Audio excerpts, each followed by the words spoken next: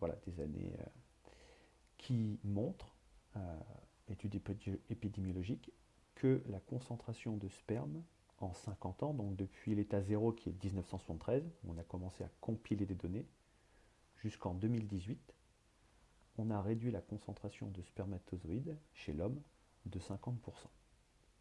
Ça, c'est des chiffres en 2018. On avait grosso modo une baisse de 1,16% par an.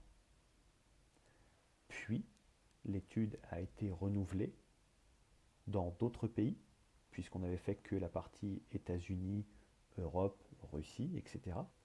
Et en fait, en actualisant ces données, en étendant le périmètre, et quelques années après, on est venu confirmer la tendance encore plus aggravée, c'est que cette fois, en regardant l'ensemble des données mondiales, en étendant donc le périmètre, et quelques années après, on a vu cette fois que la baisse, elle s'était accélérée, et que depuis les années 2000, on est plutôt sur une baisse de 2,64% par an. Alors oui, en fait, il y a énormément de choses liées à la fois à notre mode de vie et à la fois à notre environnement. Des éléments qu'on pourrait appeler des perturbateurs endocriniens.